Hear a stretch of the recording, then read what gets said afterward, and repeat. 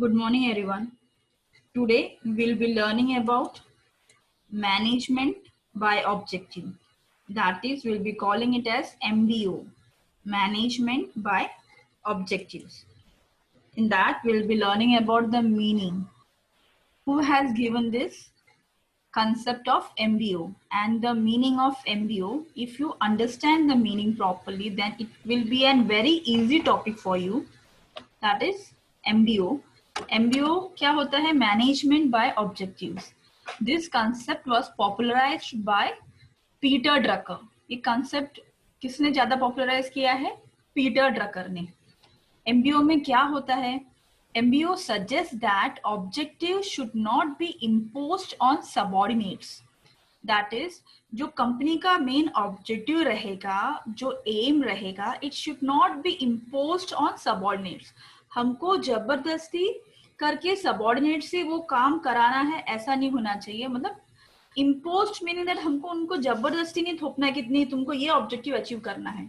So MBO suggest that objective should not be imposed on subordinates but should be decided collectively. Collectively means अभी जो company का main objective रहेगा, this are always made by the top level management persons. So MBO क्या कहना है? MBO का कहना है कि जो टॉप लेवल मैनेजमेंट पर्सन है, they will not be taking only decisions.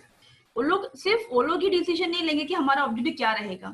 For taking this decisions कि हमारा ऑब्जेक्टिव क्या रहेगा, all the subordinates, all the employees should be collectively involved for making the decisions. Company का जो objective बनाना है, इसमें management अकेला पार्टिसिपेट नहीं करेगा.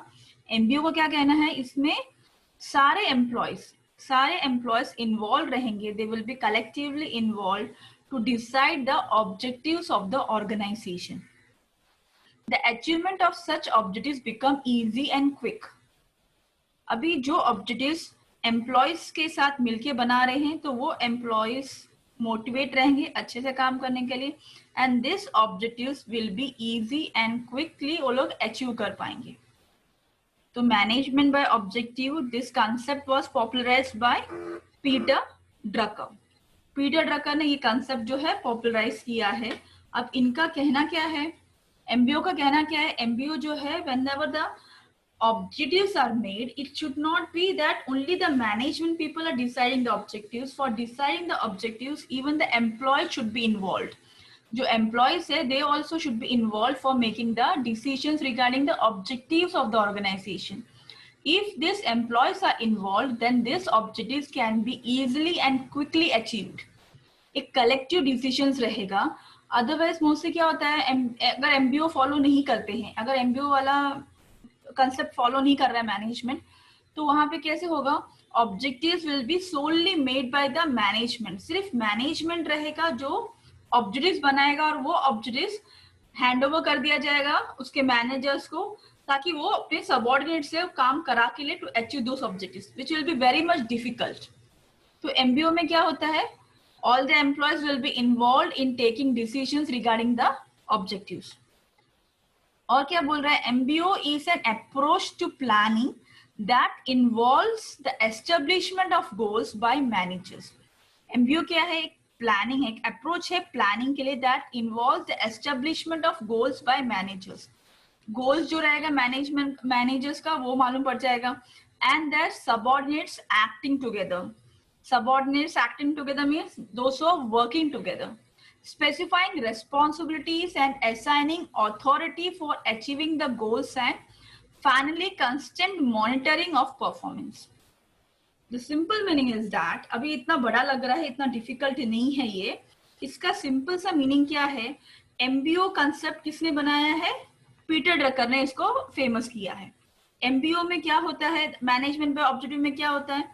द मैनेजर, या we can say the management people, वो और वहां के जो एम्प्लॉयज रहेंगे, ये लोग सब साथ में मीटिंग करके डिसाइड करेंगे कि कंपनी का ऑब्जेक्टिव क्या होना चाहिए. When they are deciding together, सब साथ में मिलकर डिसाइड करते हैं, तो उनको जो वर्कर्स रहेगा, उनको अपना प्लान जो है, कंपनी का आइडिया जो है, अच्छे से मालूम पड़ता है क्या है, कैसे काम करना है. So this MBO is regarding जहाँ पे मैनेजमेंट और एम्प्लॉयज दोनों मिलके डिसाइड करते हैं, म्यूचुअली दे आर डिसाइडिंग कि हमारा कंपनी का ऑब्जेक्टिव क्या होना चाहिए. एक बार ऑब्जेक्टिव बन गया, then this people will be working together, employees as well as the subordinates as well as the manager, management, all people will be working together to achieve those objectives. अभी इसमें specify किया जाएगा responsibility क्या है और duties authorities किसको दिया जाएगा.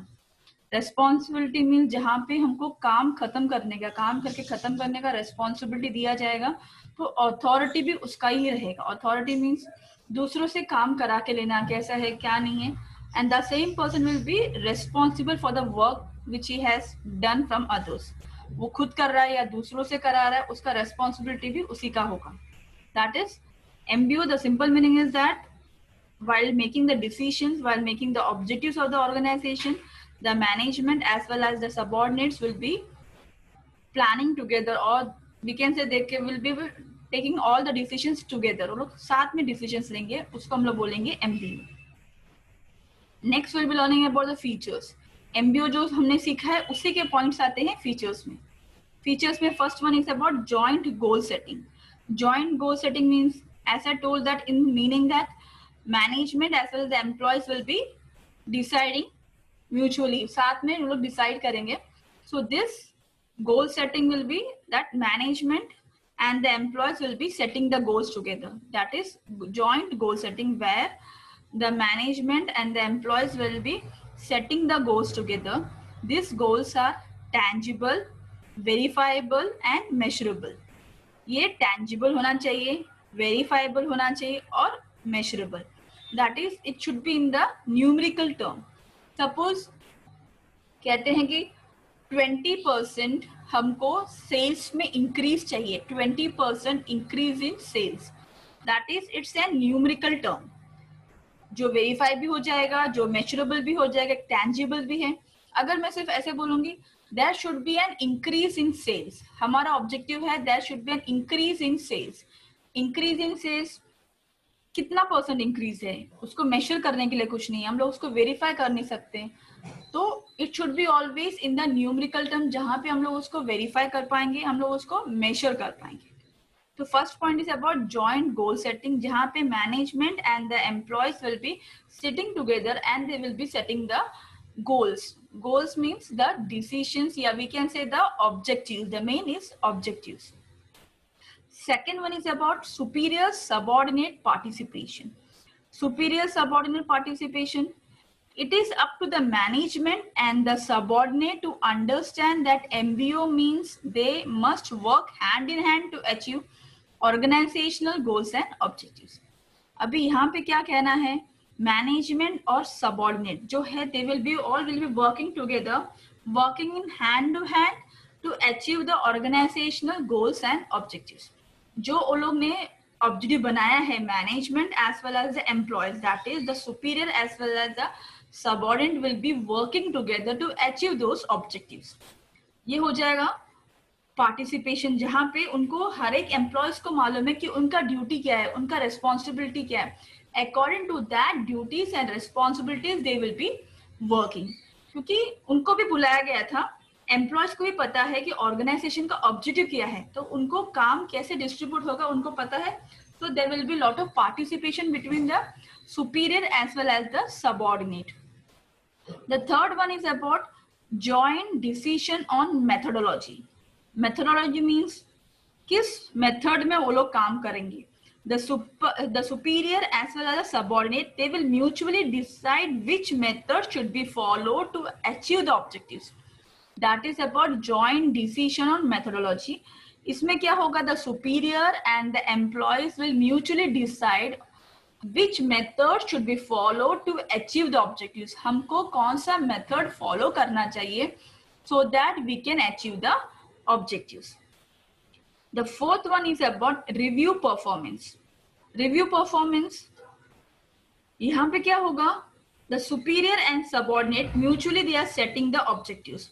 Once they are setting the objectives, then they can establish the norms for evaluate performance. अभी ये लोग रिव्यू कैसे करेंगे, ये लोग अभी दोनों जन मिलके बना दिया है ऑब्जेक्टिव, सुपीरियर और सबऑर्डिनेट, और we can say the employees as well as the superiors मिलके ऑब्जेक्टिव्स बना दिया गया है। तो यहाँ पे इवैल्यूएशन कैसे होगा उनका, जो हर एक एम्प्लॉयज का इवैल्यूएशन कैसे होगा वो यहाँ पे लोग डिसाइड करेंगे। ये इवैल्यूएशन से ये जो परफॉर्मेंस रहेगा, रिव्यू परफॉर्मेंस से वो अपना फ्यूचर प्लान कर सकते हैं, as well as corrective actions can be taken. अभी review performance that is evaluation process रहेगा, इवैल्यूएशन प्रोसेस। अभी जैसा हमने प्लान बनाया था, काम हो रहा है नहीं हो रहा है, वो हम लोग इवैल्यूएट करेंगे, that is about the review performance में, कि अगर कुछ डिविएशन आ रहा है, जो जैसा प्लान किया था वैसा नहीं हो रहा है, कुछ डिविएशन आ रहा है, उस टाइम पे क्या हो जाएगा, we can take corrective measures. हम लोग वो डिविएशन जो प्रॉब्लम आ रहा है वो आगे फेस नहीं होना चाहिए, we can take corrective measures at the initial stage, वो हो जाएगा हमारे review performance. The fifth one is about easy to attend maximum result. Easy to attend maximum result, how can be attend? अभी यहाँ पे सपोज मैनेजमेंट सिर्फ decisions ले रहा है, वो लोग ने रियलिस्टिक डिसीजंस बनाया ही नहीं, वो लोग अभी मैनेजमेंट है, उनको ज्यादा प्रॉफिट चाहिए, तो वो लोग बोलेंगे कि 50% सेल्स इंक्रीज होना चाहिए, 50% सेल्स इंक्रीज होना चाहिए। अभी एम्प्लॉयज क्या करे कि 50% सेल्स इंक्रीज हो जाए, प्रोडक्ट का क्वालिटी चेंज करना है, क्या करना है, जो अटेंड नहीं कर सकते। But it can be attend, this object can be attend, कुछ साल लगेंगे इसको, तुरंत तो नहीं होगा। तो ऐसा ऑब्जेक्टिव बनाना है जो इजीली अटेंड हो पाए। अभी जहाँ पे एम्प्लॉयज को भी बुलाया गया है कि ऑब्जेक्टिव्स डिसाइड करने के लिए, तो एम्प्लॉयज को पता है कि काम हमको करना है, हमारे ऊपर कितना एफर्ट आएगा, हमको कितना मेहनत करना है, हम लोग इतना मेहनत कर पाएंगे क्या, उस हिसाब से they will be selecting the objectives. So जो ऑब्जेक्टिव्स इन लोगों ने बनाया होगा तो वो ऐसा होगा जो जिसमें मैक्सिमम रिजल्ट आएगा और इजीली वो लोग अचीव कर पाएंगे। दैट इज, यहाँ पे क्या होगा, it always permit lot of freedom to subordinates to make creative decisions on his own. उसके खुद के ऊपर वो लोग डिसीजंस कैसे करना है वो लोग वो कर सकते हैं। ये मोटिवेशन रहेगा सबऑर्डिनेट के लिए, ताकि वो लोग राइट डिसीजंस ले सकें।